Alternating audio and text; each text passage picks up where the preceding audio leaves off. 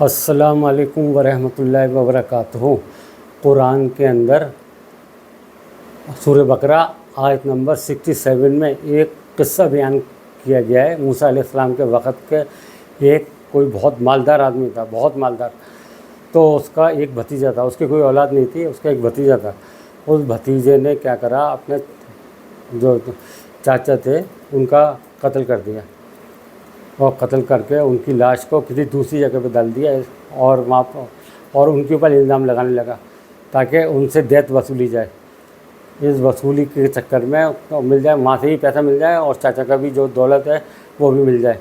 اور اس کو جا کر کے وہاں پر جو ہے اس کے اوپر ادھم مچانے لگا، جن کے اوپر مطلب کوئی حویلی تھی، وہاں پر بہت سے فیملیاں رہتی تھیں، تو ان سے تاکہ دیت مل جائے تو ان کے اوپر الزام لگا دیا۔ تو اس الزام تو وہ بہت پریشان ہوئے کہ بھائی انہوں نے کہا کہ بھائی ہم نے قتل نہیں کرا ہے۔ انہوں نے کہا نہیں، تم نے قتل کرا ہے اور تمہیں دیت دینی پڑے گی، یہ کرنا پڑے گا، وہ کرنا پڑے گا۔ آخرکار وہ اس بات کو موسیٰ علیہ السلام کے پاس لے کے آئے۔ تو پورا واقعہ یہ ہے کہ بنی اسرائیل میں ایک شخص بہت مالدار تھا، اس کی کوئی نرینہ اولاد نہ تھی، صرف ایک لڑکی تھی اور ایک بھتیجا تھا۔ اور بھتیجے نے جب دیکھا کہ بڈھا مرتا ہی نہیں، تو ورثے کے لالچ میں اس خیال آیا کہ میں ہی اسے کیوں نہ مار ڈالوں اور اس لڑکی سے نکاح بھی کر لوں، قتل کی تہمت دوسروں پر رکھ دیت بھی وصول کروں اور مقتول کے مال کا مالک بھی بن جاؤں۔ اس شیطانی خیال میں وہ پختہ ہو گیا اور ایک دن موقع پا کر اپنے چچا کو قتل کر ڈالا۔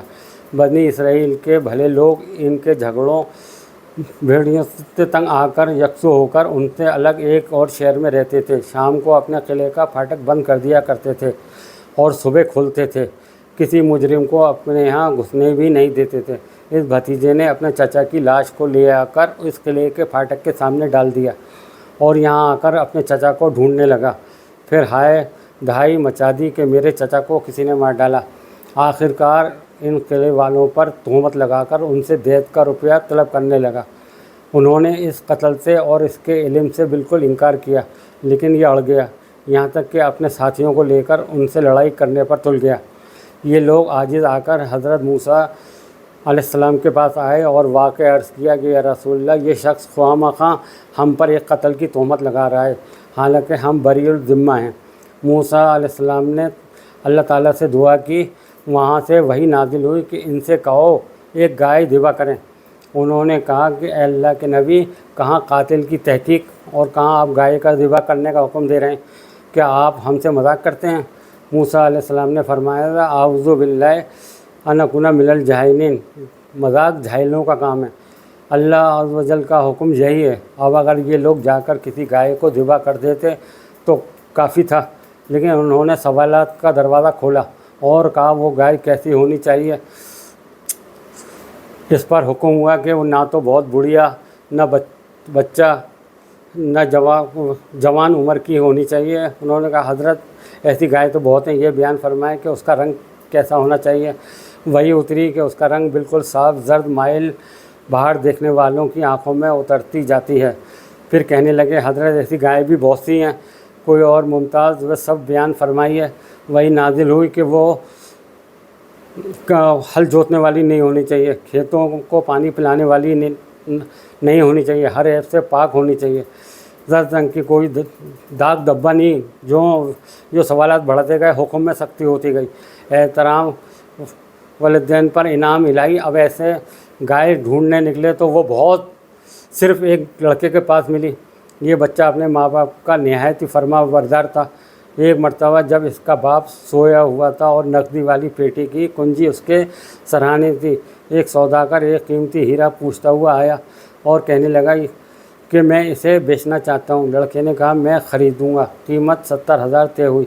لڑکے نے کہا ذرا ٹھہرو، جب میرے والد جاگیں گے تو میں ان سے کنجی لے کر کے آپ کو قیمت ادا کر دوں گا۔ اس نے کہا ابھی دے دو تو 10,000 کم کر دیتا ہوں۔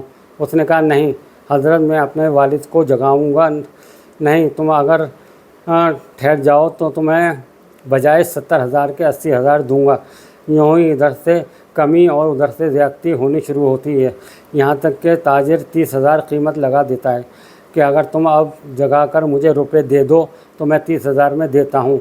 लड़का कहता है अगर तुम ठहर जाओ या ठहर कर आओ, मेरे वालिद जाग जाएं तो मैं तुम्हें 1 लाख दूंगा।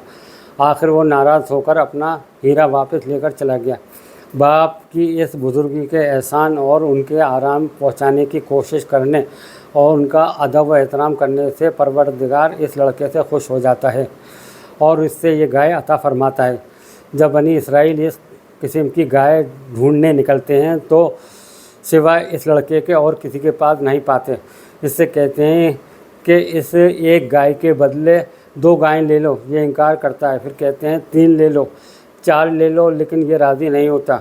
10 तक कहते हैं मगर फिर भी नहीं मानता। ये आकर हज़रत मूसा से शिकायत करते हैं। आप फरमाते हैं जो ये मांगे दो और इसे नाराज़ करके गाय ख़रीदो। आखिर गाय के वज़न के बराबर सोना दिया गया। तब उसने अपनी गाय बेची। ये बरकत अल्लाह ने माँ बाप की खिदमत की वजह से उसे अता फरमाई।